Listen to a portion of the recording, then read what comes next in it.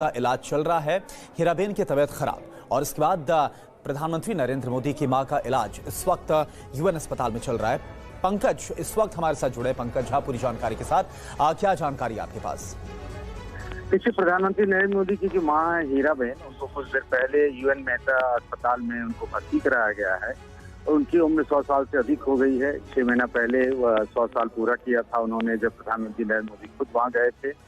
और जो वहां से जानकारी मिली है उसमें ये है कि प्रधानमंत्री मोदी की मां की तबीयत खराब होने की वजह से ये जानकारी सामने आ रही है कि खुद नरेंद्र मोदी आज किसी भी वक्त वहां पहुंचेंगे अपनी मां को देखने के लिए, उनका हालचाल जानने के लिए।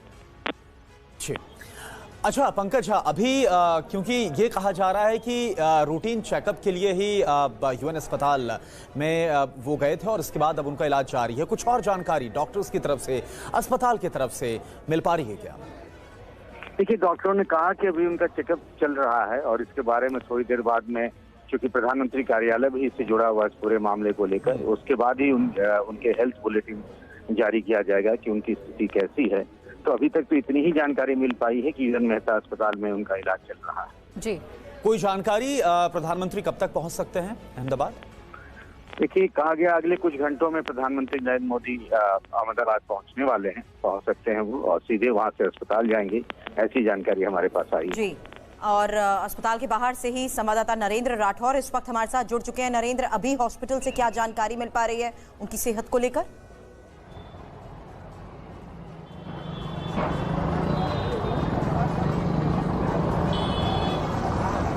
कि अभी तक ऑफिशियल डिटेल्स कुछ बताई नहीं जा रही, पर बताया ये जा रहा है कि आज सुबह उनको श्वास लेने में दिक्कत हो रही थी, उसी वजह से उनको अहमदाबाद की यूएन मेहता हॉस्पिटल में लाया गया था। और तब से अब तक तमाम रिपोर्ट्स किए गए हैं, बड़े डॉक्टर्स यहाँ पे बुलाए गए हैं और सभी जो उनके हेल्थ को लेके जितने भी चेकअप्स थे वो किए गए हैं। तमाम ऑफिसर्स यहाँ पे पहुँच चुके हैं और ये बात भी बताई जा रही है कि दोपहर 2 बजे के बाद वड़ा प्रधान नरेंद्र मोदी भी यहाँ पहुँच रहे हैं और उनके फैमिली के कुछ मेंबर्स हैं वो भी यहाँ पे हॉस्पिटल में पहुँच चुके हैं। गुजरात के जो मुख्यमंत्री हैं उनके अग्र सचिव के कैलाशनाथन भी यहाँ पे पहुँच चुके हैं और कुछ स्थानिक एमएलए है वो भी यहाँ पे अभी उपस्थित है। अभी तक ऑफिशियल मेडिकल बुलेटिन कोई बताया नहीं जा रहा कि एग्जैक्ट उनको क्या कुछ हो रहा था, पर 18 जून को ही उनके 100 ईयर्स हुए हैं और तब से उनकी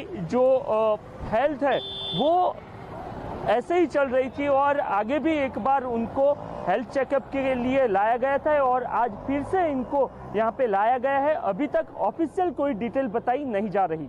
जी नरेंद्र, परिवार के किसी सदस्य से बातचीत आपकी हो पाई कि जैसा आप बता रहे हैं कि सांस लेने में उन्हें परेशानी हो रही थी, सुबह ही ये समस्या उन्हें हुई तभी अस्पताल में भर्ती कराया गया। एक और जानकारी आपने बताया कि दोपहर 2 बजे प्रधानमंत्री नरेंद्र मोदी भी अस्पताल पहुंच सकते हैं अपनी मां का हालचाल जानने के लिए।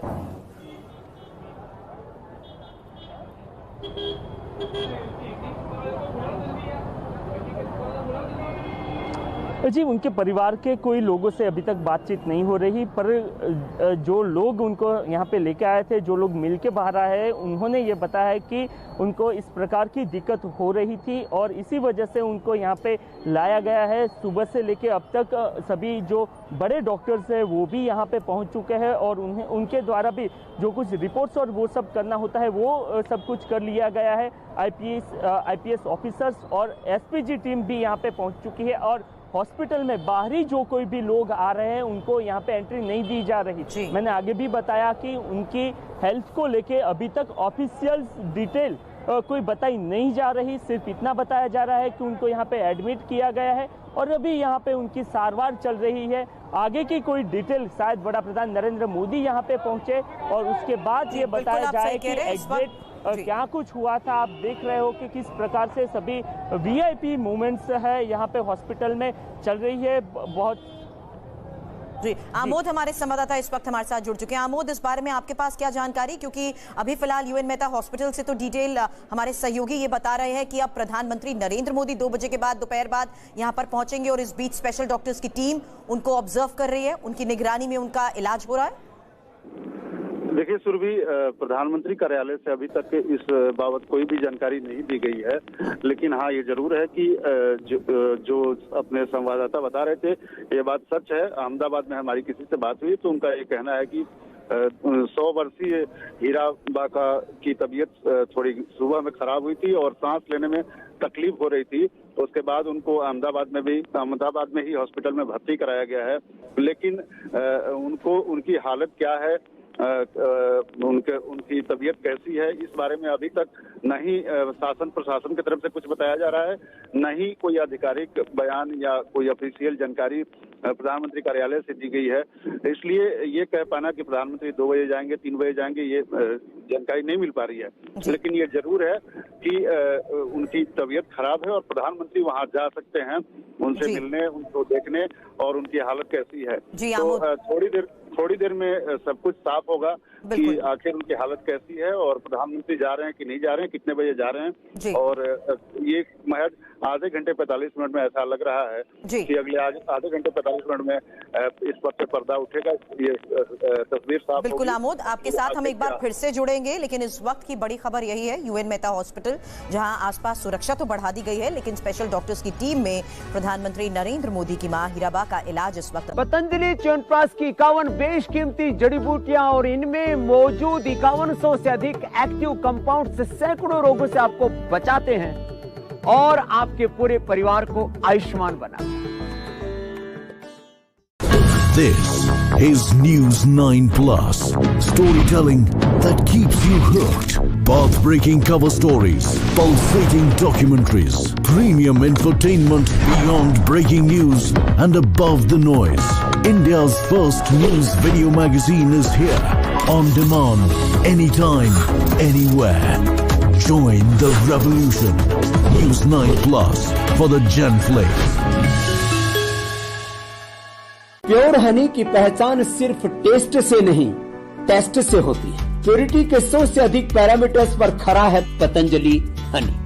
पतंजलि हनी, प्योरिटी की 100% गारंटी। जिंदगी की कठिन पहेली, कमाते हैं तो जी नहीं पाते, खर्चते हैं तो खाली हो जाते हैं, बचाते हैं तो फंस जाते हैं, निवेश करें तो कहां करें। अब आ गया है Money9, आपकी अपनी भाषा में देश का पहला पर्सनल फाइनेंस ऐप जो रखे आपकी जेब का ख्याल। अभी डाउनलोड करें Money9, आजादी पैसे की। च्यवनप्राश के नाम पर विज्ञापनों का प्रोपेगेंडा आपने बहुत देखा है, लेकिन रियल हिस्ट्री यह है कि बूढ़े च्यवन ऋषि इसे खा करके जवान हो गए थे। ऋषियों के ज्ञान व वैज्ञानिक अनुसंधान पर आधारित पतंजलि स्पेशल च्यवनप्राश खाइए, लंबी आयु, ताकत व इम्यूनिटी पाइए। सतारा में रहते हो या सहारनपुर में, जालंधर के हो या जलपाईगुड़ी के, हम्पी में ठिकाना हो या होसुर में, पैसे की जबान एक ही है, उम्मीदों की उड़ान एक ही है। अब आ गया है Money9, आपकी अपनी भाषा में देश का पहला पर्सनल फाइनेंस ऐप जो रखे आपकी जेब का ख्याल। अभी डाउनलोड करें Money9, आजादी पैसे की। शहद शुद्ध न हो तो शहीद कर देता है आपकी सेहत को। प्योरिटी के 100 से अधिक पैरामीटर्स पर खरा है पतंजलि हनी। पतंजलि हनी, प्योरिटी की 100% गारंटी। थोड़ी सी समझ आपकी जिंदगी बना सकती है, छोटी सी बचत आपकी दुनिया सजा सकती है, जरा से धैर्य से पूरे हो सकते हैं सारे सपने। उम्मीदों को चाहिए बस जरा सा भरोसा। अब आ गया है Money9, आपकी अपनी भाषा में देश का पहला पर्सनल फाइनेंस ऐप जो रखे आपकी जेब का ख्याल। अभी डाउनलोड करें Money9, आजादी पैसे की। सदियों से जिस एलोवेरा से लोग थे अनजान, हमने किया उस पर वैज्ञानिक अनुसंधान और ये पाया कि पतंजलि एलोवेरा जेल से 3 से 7 दिन में पिंपल्स, रिंकल्स, डार्क सर्कल ठीक हो जाते हैं। व रैशेज, इचिंग व स्किन इरिटेशन में तो इंस्टेंट बेनिफिट मिलता है और आपकी स्किन रहती है एवर यंग। कोरोना से निपटने के लिए चीन के राष्ट्रीय स्वास्थ्य आयोग की ओर से कहा गया है कि हम देश के लोगों के जीवन और स्वास्थ्य की रक्षा के लिए प्रतिबद्ध हैं। इसलिए जल्द ही कोविड-19 का संक्रमण रोकने के लिए प्रभावी कदम उठाए जाएंगे। एक तरफ कोरोना से चीन में हालात बद से बदतर हैं, दूसरी तरफ चीन विदेशियों के लिए क्वारंटीन रूल खत्म करने जा रहा है। करीब 3 साल बाद चीन में क्वारंटीन जरूरी नहीं होगा। 8 जनवरी से नए नियम का पालन किया जाएगा, जिसके बाद विदेश यात्रियों के लिए क्वारंटीन जरूरी नहीं होगा। चीन में कोरोना से मचे हाहाकार के बीच लियोनिंग प्रांत में डराने वाली तस्वीरें सामने आई हैं। वीडियो में चारों ओर शव ही शव दिख रहे हैं। मुर्दा घर में भी जगह नहीं है। जगह न बचने पर अंडरग्राउंड गैरेज को मार्चुरी में तब्दील कर दिया गया है। परिजन अपनों के शव के अंतिम संस्कार की बारी का इंतजार कर रहे हैं। शंघाई में कोरोना से हालात बिगड़ते दिख रहे हैं। ताजा तस्वीर में दिख रहा है कि शवों को पीपीई किट में पैक किया जा रहा है। पूरे वीडियो में पीपीई किट में लिपटे शव ही शव नजर आ रहे हैं। शंघाई में पिछले हफ्ते से मामले बढ़ रहे हैं और कई लोगों की मौत हो चुकी है। जापान के प्रधानमंत्री फूमियो किशिदा ने कोरोना के बढ़ते संक्रमण से निपटने के लिए आवाजाही नियंत्रण के कड़े निर्देश दिए हैं। इसके अलावा जापान में आपातकालीन उपाय के तौर पर चीन से आने वाले सभी यात्रियों की अनिवार्य रूप से कोविड-19 जांच की जाएगी। देश में पिछले 24 घंटे में कोरोना के 157 नए मामले सामने आए और एक व्यक्ति की कोरोना के चलते मौत हो गई, जबकि एक्टिव सक्रिय मामले घटकर 3,421 हो गए हैं। स्वास्थ्य मंत्री मनसुख मांडविया ने कहा है कि अगर आने वाले दिनों में कोरोना केस बढ़े तो उसके लिए हम पूरी तरह से तैयार हैं। बिहार के गया में 11 विदेशी नागरिक कोरोना पॉजिटिव पाए गए हैं। ये सभी थाईलैंड, इंग्लैंड और म्यांमार के निवासी बताए जाते हैं। इसके अलावा कल एक बार फिर डुमरिया के 5 लोग RT-PCR जांच में पॉजिटिव निकले, जिसके बाद सतर्कता और बढ़ा दी गई है। इससे पहले कल देश में कोरोना से निपटने के लिए तैयारियों को लेकर मॉक ड्रिल की गई। इसके जरिए जाना गया कि कोविड की किसी भी स्थिति से निपटने के लिए हमारे अस्पताल कितने तैयार हैं। इस दौरान अलग अलग राज्यों में स्वास्थ्य मंत्री से लेकर बड़े अधिकारी मौजूद रहे। हरियाणा के स्वास्थ्य मंत्री अनिल विज ने कोरोना से निपटने की तैयारियों को लेकर कहा कि हमने सारी तैयारियां कर रखी हैं। हर जिले में टेस्टिंग के लिए RT-PCR मशीनें हैं। जितने अस्पतालों में 50 से ज्यादा बेड हैं, वहां PSA प्लांट लगवा दिया गया है। ट्रिपल टेस्ट न कराने पर यूपी निकाय चुनाव में इलाहाबाद हाईकोर्ट ने ओबीसी आरक्षण किया रद्द। आरक्षित सीटें मानी जाएंगी सामान्य। तत्काल चुनाव कराने के भी निर्देश। ओबीसी आरक्षण पर सुप्रीम कोर्ट यूपी सरकार जाएगी। योगी सरकार ने ट्रिपल टेस्ट के लिए कमेटी भी बनाई। सीएम ने कहा बिना आरक्षण नहीं होगा चुनाव। कोर्ट के फैसले के बाद केशव मौर्य का ट्वीट, कहा विशेषज्ञों से परामर्श के बाद सरकार फैसला लेगी। ओबीसी के अधिकारों को लेकर कोई समझौता नहीं किया जाएगा। अखिलेश ने बीजेपी पर निशाना साधा, कहा दलितों का भी आरक्षण छीन लेगी बीजेपी। घड़ियाली आंसू बहा रही है बीजेपी। एसपी नेता रामगोपाल यादव का ट्वीट, कहा निकाय चुनाव में ओबीसी आरक्षण का फैसला रद्द करना दुर्भाग्यपूर्ण। सरकार ने साजिश करके अदालत में नहीं रखा पक्ष। ओबीसी आरक्षण खत्म होने पर भड़के शिवपाल यादव, का फैसला दुर्भाग्यपूर्ण। आरक्षण बचाने के लिए करना पड़ेगा आंदोलन। ओबीसी आरक्षण के मुद्दे पर मायावती का बीजेपी पर बड़ा हमला, कहा बीजेपी की आरक्षण विरोधी सोच सामने आ गई। योगी सरकार में मंत्री और अपना दल एसके नेता आशीष पटेल ने कोर्ट के फैसले का किया विरोध, कहा ओबीसी आरक्षण के बिना निकाय चुनाव उचित नहीं। यूपी में ओबीसी आरक्षण रद्द होने पर संजय सिंह ने साधा बीजेपी पर निशाना, कहा नौकरी और चुनाव में आरक्षण छीना, अब जीने का हक भी छीन लेगी बीजेपी। आज कांग्रेस का 138वां स्थापना दिवस। कांग्रेस मुख्यालय में फहराया जाएगा झंडा। मल्लिकार्जुन खड़गे, सोनिया गांधी, राहुल और प्रियंका रहेंगे मौजूद। बीजेपी ने सोनिया गांधी के दामाद को फिर आड़े हाथ लिया, कहा किसानों की जमीन को हड़पने से लेकर जमीन की खरीदारी में भी फर्जीवाड़ा हुआ। नया जेट विमान और हेलीकॉप्टर खरीदेगी बिहार सरकार। नीतीश कैबिनेट ने प्रस्ताव को मंजूरी दी। बीजेपी ने सरकार की खरीद पर उठाए सवाल। प्रधानमंत्री मोदी के भाई की कार का एक्सीडेंट हुआ। प्रहलाद मोदी समेत परिवार के 4 लोग घायल हुए। पोते का पैर टूट गया। मैसूर के पास हादसा हुआ। मेयर और डिप्टी मेयर पद के लिए बीजेपी के नामांकन पर आम आदमी पार्टी का हमला, कहा बिना चुनाव जीते बीजेपी का डर्टी ट्रिक डिपार्टमेंट काम पर लगा। तुनिशा सुसाइड केस में पुलिस ने क्राइम सीन को रिक्रिएट किया। आज वसई कोर्ट में शेजान की पेशी होगी। रिमांड बढ़ाने की मांग पुलिस करेगी। कॉल ड्रॉप और इंटरनेट की धीमी स्पीड पर एक्शन में है सरकार। केंद्र सरकार ने टेलीकॉम कंपनीज की आज बैठक बुलाई। आज भी उत्तर भारत में जारी रहेगी शीतलहर और कोहरे का कहर। दिल्ली, राजस्थान, पंजाब और हरियाणा समेत कई राज्यों में मौसम विभाग ने अलर्ट जारी किया है। उत्तराखंड में शीतलहर का सितम। उधम सिंह नगर में मौसम विभाग ने जारी किया येलो अलर्ट। 5वीं तक के सभी स्कूल रहेंगे बंद। असम में डिब्रूगढ़ के कई हिस्सों में ओलावृष्टि और बर्फबारी ने ठिठुरन बढ़ाई। सड़क बर्फ और सफेद चादर से ढकी। 4 जिलों के 132 गांव प्रभावित हुए।